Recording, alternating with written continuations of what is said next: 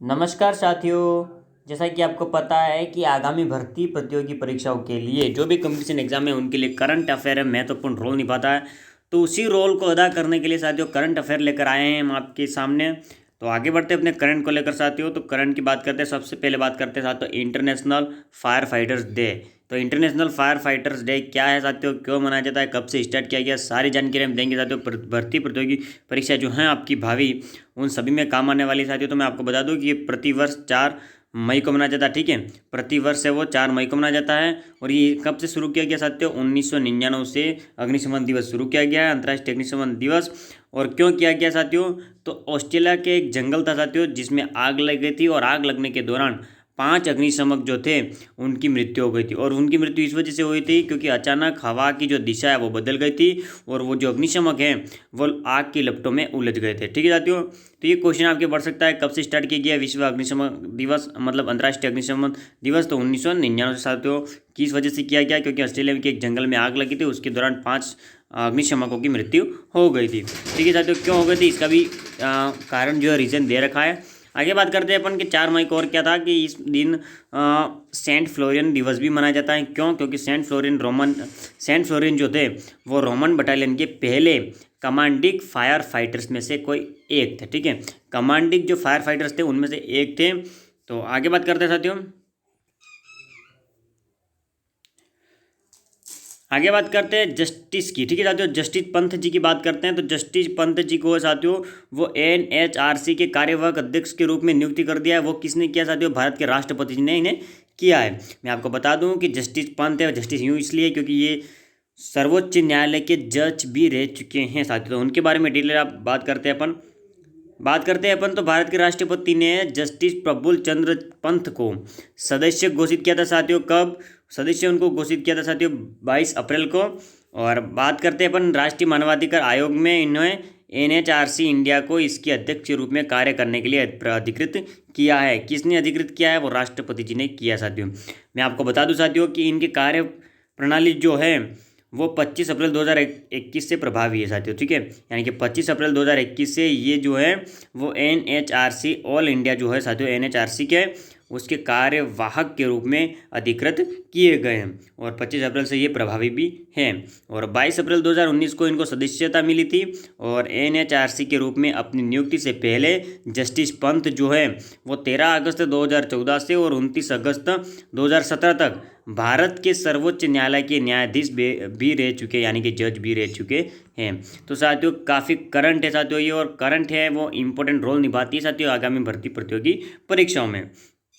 आगे बात करते हैं साथियों कि केरल के जो मुख्यमंत्री इन्होंने इस्तीफा दे दिया साथियों। ठीक है, तो केरल के जो मुख्यमंत्री है P विजयन, उन्होंने इस्तीफा दे दिया है। और केरल में मुख्यमंत्री पिनाराई विजयन ने 3 मई 2021 को राज्यपाल आरिफ मोहम्मद खान को अपना त्यागपत्र दे दिया साथियों, अपना इस्तीफा दे दिया है। लेकिन जो राज्यपाल थे आरिफ मोहम्मद खान जो थे उन्होंने कहा साथियों कि जब तक नई कार्यकारिणी गठन नहीं होगी, नई सरकार नहीं बनेगी, तब तक आप अपने पद पर रहकर कार्य कर सकते हैं। ठीक है, अपने पद पर रह सकते हैं साथियों। ठीक है, तो राज्यपाल ने कहा है मुख्यमंत्री को कि नई सरकार के गठन तक पद पर बने रहने के निर्देश इनको दिए हैं।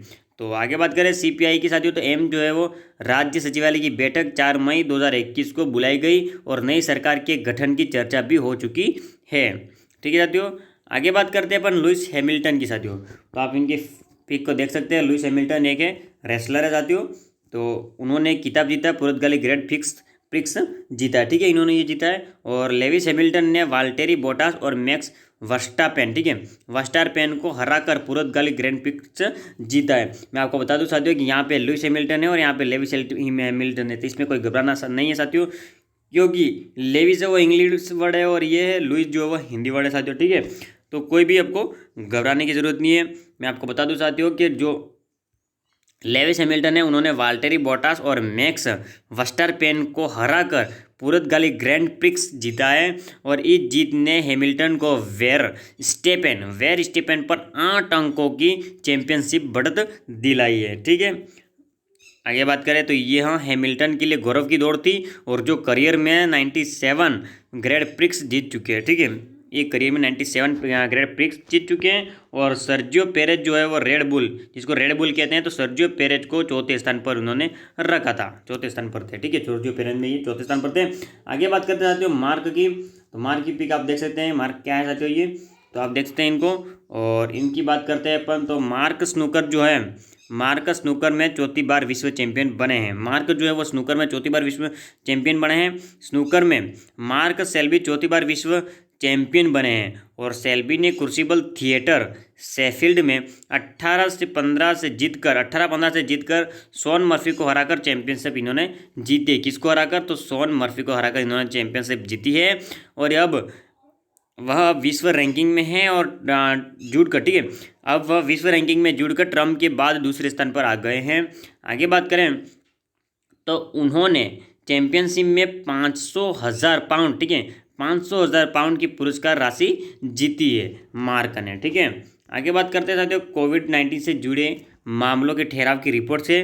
तो कोविड-19 मामलों के ठहराव की रिपोर्ट की बात करें तो महाराष्ट्र में मामलों का ठहराव है, रिपोर्ट किया जा रहा है, मामलों का जो भी ठहराव है उन्हें रिपोर्ट कर दिया जा रहा है। ठीक है, और अपन बात करते हैं साथियों तो 65,000 मामलों के शिखर से बात करें तो जो पहले रिपोर्ट किए गए थे, अब 62,000 मामले सामने आए हैं। ठीक है, पहले 65,000 मामलों के शिखर से थे जो रिपोर्ट किए गए थे पहले, अब 62,000 मामले सामने आए हैं। और केंद्रीय स्वास्थ्य मंत्रालय के अनुसार महाराष्ट्र में 12 जिले हैं जहां कोरोना के मामलों में कमी आई है, जिनमें आपको बता दूं मुंबई भी शामिल है। ठीक है, तो ये जिले औरंगाबाद, धुले, भंडारा, गोंदिया, जलगांव, लातूर, मुंबई, नांदेड़, नंदुरबार और ठाणे और साथ में वाशिम भी है। तो ये जो 12 जिले हैं साथियों, ये 12 जिले जो जिनमें कोरोना के मामले में कमी आई है। आगे बात करते हैं साथियों जगमोहन जी की। तो जम्मू कश्मीर के पूर्व जो राज्यपाल थे जगमोहन जी, उनका निधन हो चुका साथियों, 4 मई के आसपास इनका निधन हो चुका साथियों।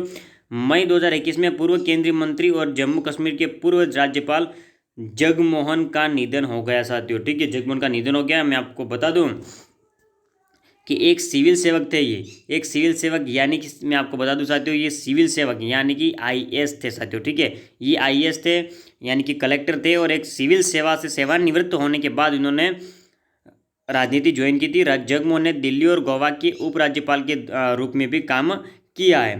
ठीक है, करंट काफ़ी इंपॉर्टेंट है साथियों, ध्यान लगा कर पढ़िएगा, देखिएगा। और अटल बिहारी वाजपेयी मंत्रिमंडल में उन्होंने केंद्रीय संचार, शहरी विकास, पर्यटन और संस्कृति मंत्री के रूप में कार्य किया है। ठीक है, इन्होंने इन पद पर भी कार्य किया है। और उन्होंने 1971 में पद्मश्री, 1970 में पद्म भूषण और 2016 में पद्म विभूषण से सम्मानित किया गया। तो साथियों उनके लिए ये क्वेश्चन बन सकता है कि ऐसे कौन से व्यक्ति थे या ऐसे कौन से सिविल सेवक थे जिन्होंने राजनीति भी ज्वाइन करी थी, या फिर यूँ कह सकते हैं कि ऐसे कौन से राजनेता थे जिन्होंने सिविल सेवा में भी अपनी सेवा दी थी। तो वो कौन थे साथियों, जगमोहन जी थे। ठीक है, जगमोहन जी थे। और क्वेश्चन ये भी आ सकता है कि जगमोहन जी को कौन कौन से पुरस्कार मिले हैं या किन किन पदों से उनको सम्मानित किया गया था।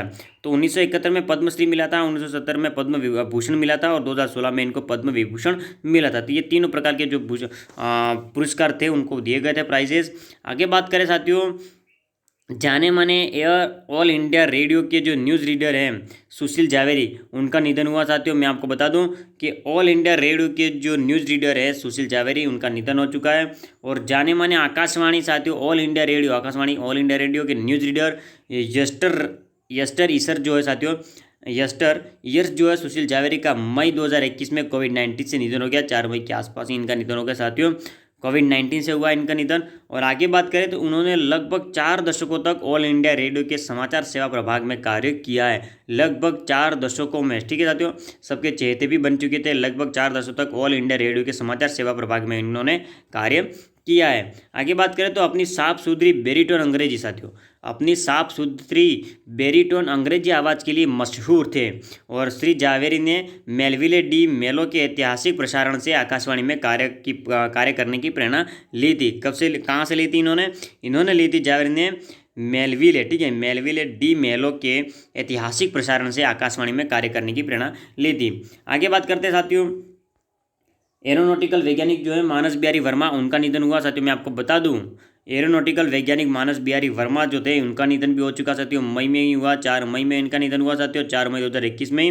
तो साथियों मैं आपको बता दूं कि इन्होंने क्या उपलब्धि हासिल की साथियों, ये वह है जो कि आर्मी के जो फाइटर प्लेन था जो कि तेजस, उसका निर्माण में उसके निर्माण में भी इन्होंने अहम भूमिका निभाई है साथियों। ठीक है, तो आपको बता दूं कि एरोनॉटिकल वैज्ञानिक मानस बिहारी वर्मा का निधन हुआ है 4 मई 2021 को। ठीक है, इनका निधन 4 मई 2021 को हो चुका है। आगे बात करें साथियों, इन्होंने लाइट कॉम्बैट एयरक्राफ्ट यानी कि तेजस के विकास में भी महत्वपूर्ण भूमिका निभाई, जैसा कि मैंने आपको बताया। और साथियों साथ ही ये जो मानस बिहारी वैज्ञानिक जो है, मानस बिहारी वर्मा जी जो है, वो पूर्व राष्ट्रपति एपीजे अब्दुल कलाम के करीबी सहयोगी भी रह चुके हैं। ठीक है, तो आगे बात करते हैं साथियों, 2018 में उन्हें पद्मश्री से सम्मानित किया गया। 2018 में इन्हें पद्म श्री से भी सम्मानित किया गया है। और उन्होंने 35 वर्षों तक डीआरडीओ यानी कि रक्षा अनुसंधान विकास संगठन में एक वैज्ञानिक के रूप में कार्य किया है।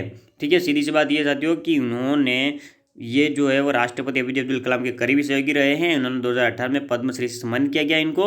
और उन्होंने 35 वर्षों तक रक्षा अनुसंधान विकास संगठन यानी कि डीआरडीओ में एक वैज्ञानिक के रूप में कार्य भी किया है। तो साथियों यही है करंट, क्योंकि आपकी आने वाली आगामी भावी प्रतियोगी परीक्षाओं में महत्वपूर्ण भूमिका निभाएगी यही करंट साथियों। यही करंट आपको इंपॉर्टेंट रोल अदा करती है आपके एग्जाम में साथियों। आपको आईएएस बनना, आईपीएस बनना, ऐसी कई तरह की जो कंपटीशन एग्जाम जो हाई लेवल के होते हैं उन सभी में इंपॉर्टेंट रोल निभाती है।